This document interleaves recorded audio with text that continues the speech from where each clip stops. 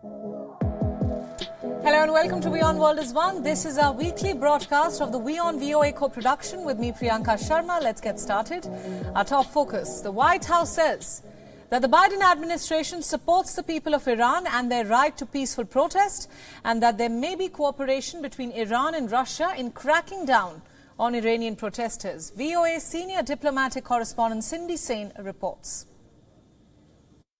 Wednesday marked 40 days since the death of 22-year-old Mahsa Amini, the Iranian woman who died in hospital after being detained by Tehran's morality police for allegedly wearing her hijab improperly. In death, Amini has become the symbol of anti-government protest across Iran and solidarity protests around the world, like this one in Berlin, Germany, and this one in Saqqez, Iran, at the cemetery where she's buried. The White House press secretary said Russia may be helping Iran crack down on the protests. We are concerned that Moscow may be advising Tehran on best practices to manage protests, drawing on Russia's extensive experience in suppressing open demonstrations.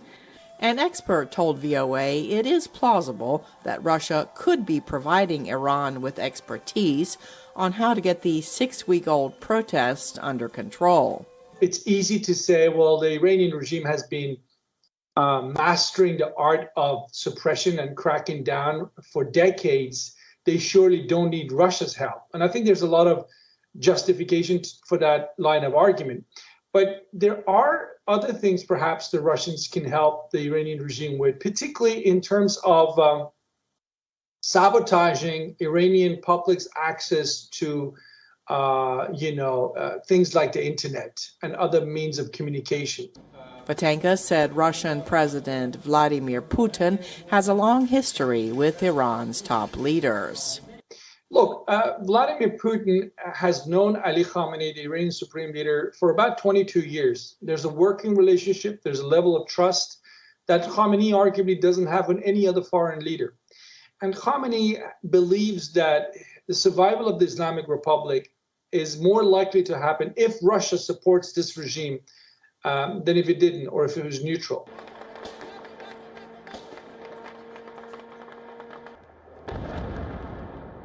The United States, the United Kingdom, the European Union, and Israel have confirmed that Russia has used Iranian Shahed 136 drones, known as kamikaze drones, to attack civilians' homes and critical infrastructure in Ukraine. Moscow denies that Iranian drones are being used in Ukraine. Cindy Saine, VOA News. And joining me now on this broadcast is Voice of America's Jessica Stone from Washington. Jessica, welcome to this broadcast. Now, Israel's president was at the White House this week to meet with President Joe Biden. Their meeting focused on Iran. Where does this leave Washington's support for reviving the Iran nuclear deal? Well, Washington is certainly in a very tough position, right? Because the U.S. has actually really had to put talks to restart the negotiations for a nuclear deal with Iran on the back burner. They've got all of these protests around the country, around the world, putting more pressure on them to distance themselves from Iran. Meantime, the Biden administration at this point has announced that it will implement additional sanctions against Iran, but it's really made no threats to back out of the talks permanently, though again, it has so far put them on the back burner. The White House, as I said, under a lot of pressure. There are regular protests, and some of these activists are actually calling on the U.S. to support regime change in Iran. And U.S. intelligence does indicate that Tehran is selling drones, as Cindy Saine reported, to Moscow for use in Ukraine, which Iran denies. The West at this point is now exploring possibilities that such weapons sales by Iran could violate the UN Security Council resolutions around the setup of those discussions, and that's the next step going from here. Right, Jessica, let's talk about Russia and Ukraine now. Russia has accused Ukraine of planning a dirty bomb attack on its own territory. The United Nations Security Council met to discuss the evidence on Thursday. What did we learn there? Well, first, I think we should just make sure our viewers understand what a dirty bomb is. It's an explosive device that has radioactive material in it. So when it detonates, it releases that radioactivity in the location where it is. And what we're talking about here is a lot of pushback from the U.S. The U.S. ambassador to the United Nations, after that meeting on Thursday, called it, quote, a colossal waste of time, noting that Moscow continues to promote what she calls bizarre conspiracies about a U.S.-Ukraine weapons lab in the country. The Russians, meantime, are calling for the United Nations investigation into their claims that the Ukrainians are those that are actually planning to plant a dirty bomb in their country and blame it on Russia. Now, over the weekend, the Russians made this claim. It's been going on ever since then, and really even before then. The Russian military began rehearsing on Monday its response to a nuclear attack, and President Joe Biden says that we're not really talking about assurances at this point that this is a false flag operation on the part of Moscow. The U.S. has no such evidence, and at this point there's really no evidence, they say, that anyone in the region is planning a dirty bomb attack. Priyanka? Right, Jessica, thanks for those updates. We'll come back to you for your opinion on another story. Thanks for joining us. Let's move on now. The control of the U.S. Congress is at stake on November 8th, when American voters will elect new representatives in the House and the Senate. As Voice of America reports, just a handful of races across the country will decide whether Democrats remain in power or if Republicans will win the majority. Take a look at this next report. After months of campaigning and with millions of voters, just a handful of states will decide if Democrats keep their slim majorities in both the U.S. House and the U.S. Senate. President Biden campaigning in Pennsylvania, one of just a few key Senate races out of the 35 this year that are still too close to call.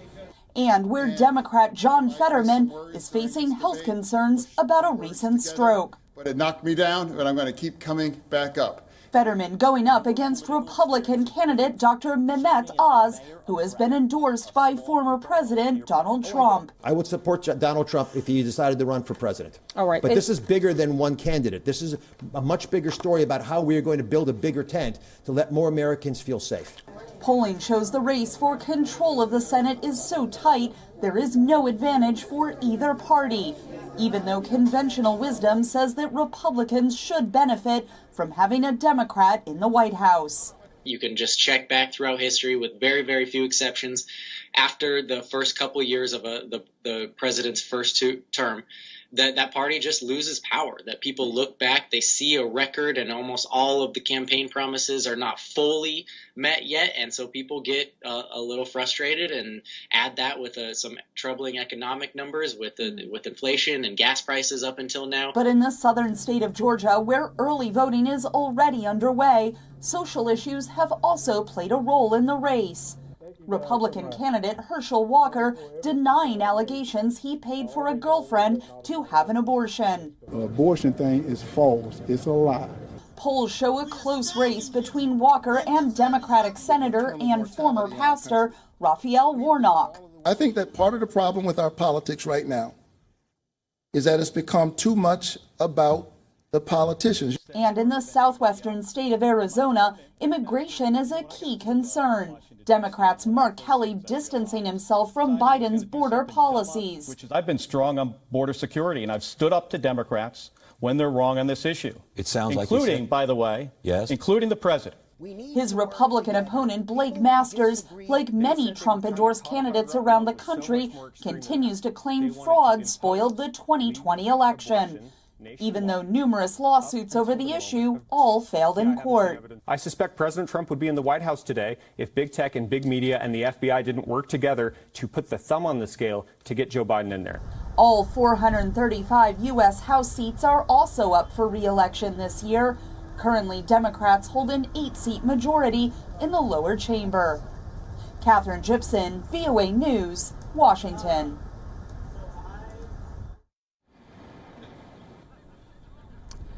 Right, our focus at this hour remains the upcoming U.S. midterm election. It remains to be seen whether the Democrats will remain in power or if the Republicans will win the majority. Remember, months of campaigning has now almost wrapped up. Millions of voters are going to be giving the results, and just a handful of states will decide if, in fact, the Democrats can keep their slim majorities in both the U.S. House and the U.S. Senate.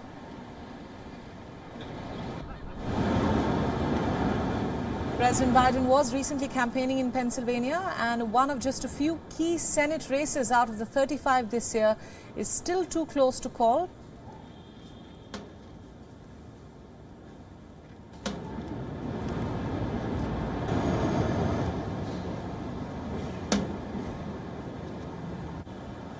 Meanwhile, in the southern state of Georgia, early voting is already underway, and social issues have played a key role in that race. And to understand what lies ahead, we still have Voice of America's correspondent Jessica Stone with us. Jessica, Washington has issued a series of warnings this week about threats to the U.S. election operations ahead of the midterm elections. What more can you tell us? Well, these are very important midterm elections, Priyanka. The national security officials are warning of cyber threats, in particular posed by foreign actors, including those from China and from Russia. And what the Washington Post is reporting is that the FBI has contacted Republican and Democratic state party headquarters and asked them to look for vulnerabilities in their systems that could be exploited by hackers in particular. According to a national security memo, we understand that the FBI told party officials that 100 state-level political party online domains have been scanned by Chinese hackers in particular. Each one, they say, should be audited and patched. That's the advice to those party election centers from the FBI. Now, in past elections, Chinese hackers have infiltrated the campaigns of both Barack Obama and John McCain, and we know that Russian cyber spies infiltrated the campaign of Hillary Clinton back in 2016. This month, the cybersecurity firm, which is called Recorded Future, they warned that both Russian and Chinese state-sponsored actors are likely to conduct influence campaigns to try to just influence the voters, those that are going to the polls themselves, Priyanka. Right, Jessica, members of Congress make decisions on U.S. foreign policy, of course, but we've heard a lot on the campaign trail about both Russia and China.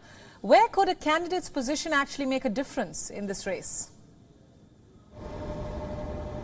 Well, this is a really interesting question because right now polling has really changed on American attitudes towards China in particular. We saw 82% of Americans say that they have an unfavorable viewpoint on China. They told that to Pew Research, and that was just a couple of weeks ago.